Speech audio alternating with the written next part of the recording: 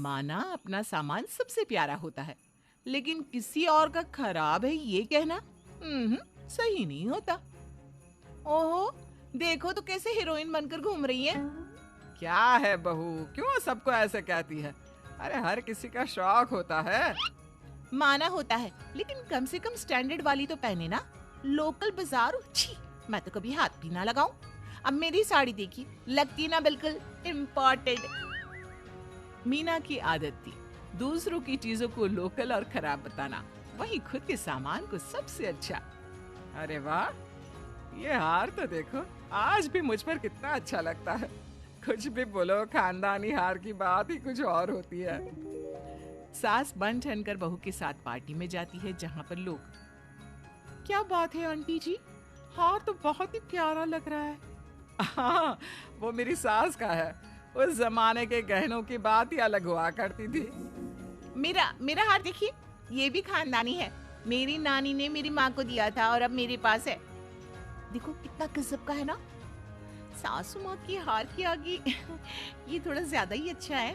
वैसे माँ जी का हार ना बिल्कुल हल्का है और मेरा एकदम भारी वाला है ना। बहू बोले जा रही थी और लोग हैरान थे कि एक ही घर की दो दो औरतें अपने गहनों की तारीफ में लगी है। खैर, फिर एक रोज, माँ, ओ माँ, कहाँ है तू? अरे मेरी बेटी, कब से तुझे देखने का मन था। दामाद जी नहीं आए क्या? शाम को आएंगे माँ मुझे लेने। अच्छा अच्छा, बोल क्या खाएगी आज, या पहले चाय बनाऊं? माँ मैं चेंज कर लूं, फिर आराम से बात करती हूँ। तभी मीना भाभी जी आ जाती हैं और अपनी आदत से मजबूर, अरे घर की तो साड़ी पहनी है, फिर क्यों चेंज कर रही हो? कैसी बात कर रही हो भाभी, घर की नहीं है ये साड़ी, 2000 रुपए की है, शहर की सबसे अच्छी दुकान से ली थी मैंने। अच्छा, लेकिन मुझे तो लगा कि लोकल मंगल बाजार से लिए।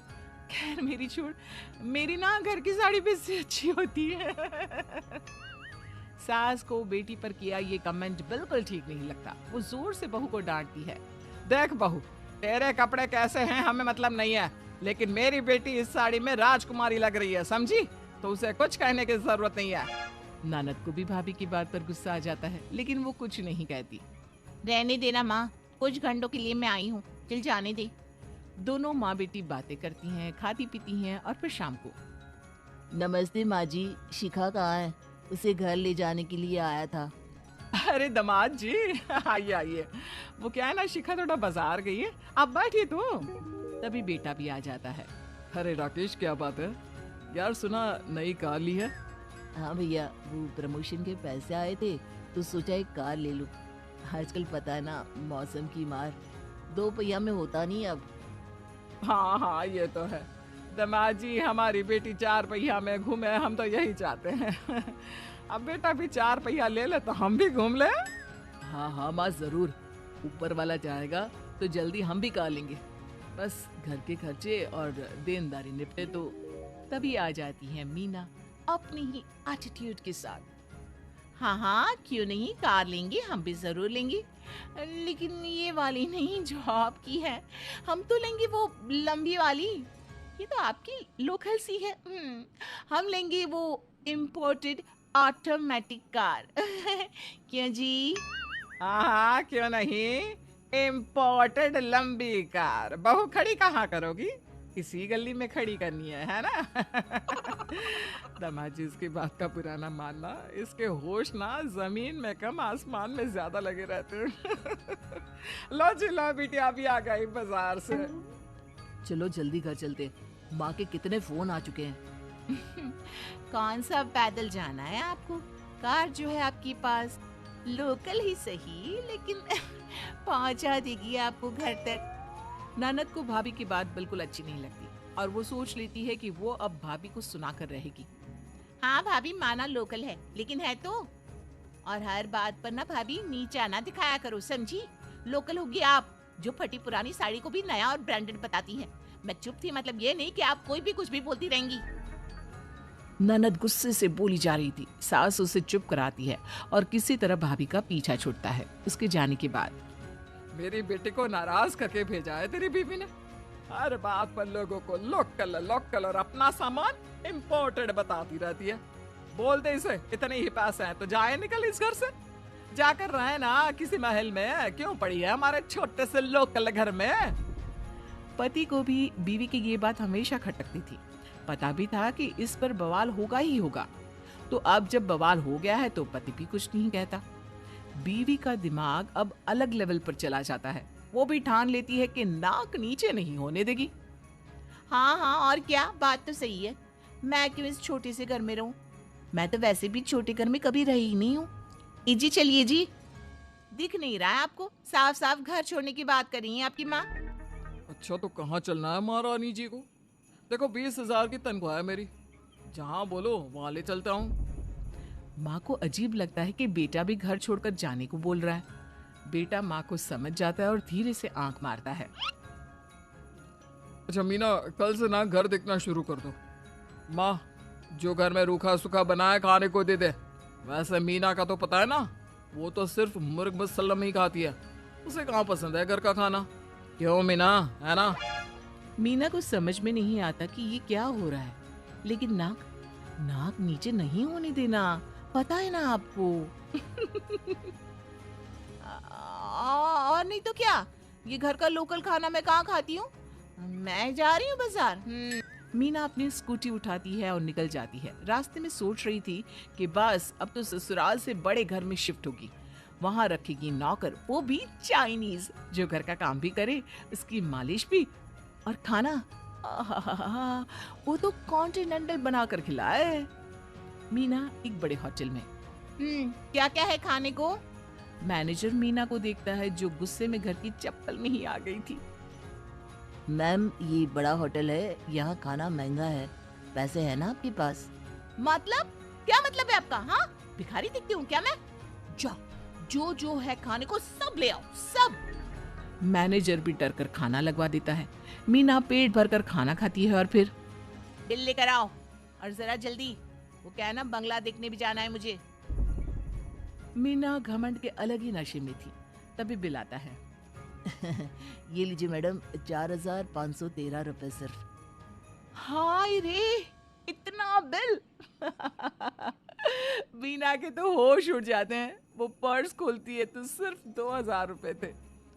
हाँ ठीक है ठीक है, लेकिन खाना कितना बकवास था, एकदम लोकल, सड़क छाप। इतने पैसे इस सड़े से खाने के? ना ना ना ना, मैं नहीं देने वाली। मैनेजर को अब मीना की बात पर गुस्सा आ जाता है। वो एक दो लेडी मैनेजर को बुलाता है और देखिए मैडम, आपको देखते ही शक हो गया था मुझे कि आप एक नंबर की फक्कड़ हो, पर पैसे तो आपको भरने ही होंगे, क्योंकि हमारा खाना शहर का सबसे अच्छे खाने में गिना जाता है, समझी? मरती क्या ना करती।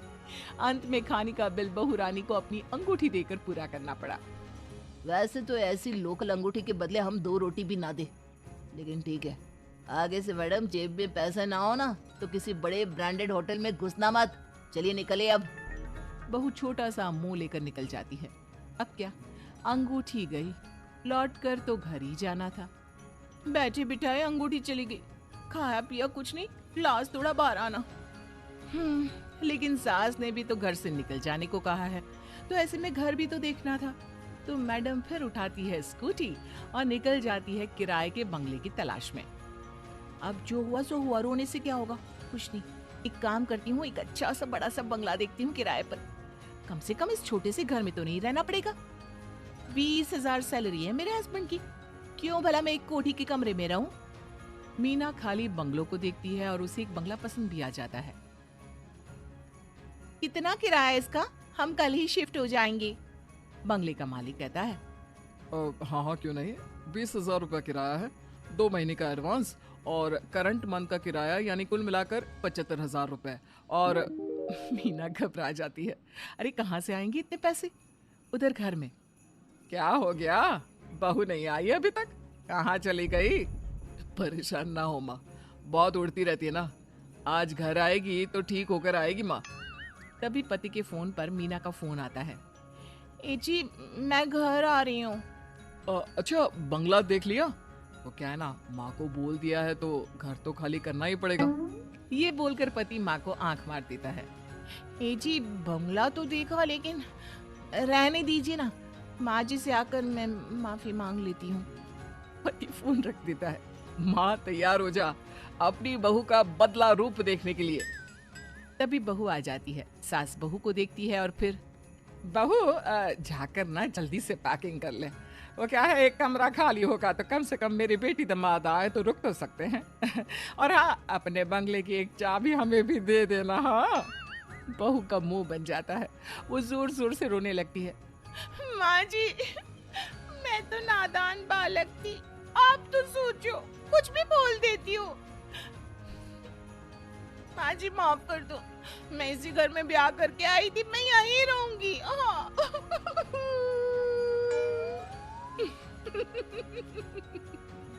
वो कहावत है ना, जब तक बाहर ना निकलो आटे दाल का भाव पता नहीं चलता।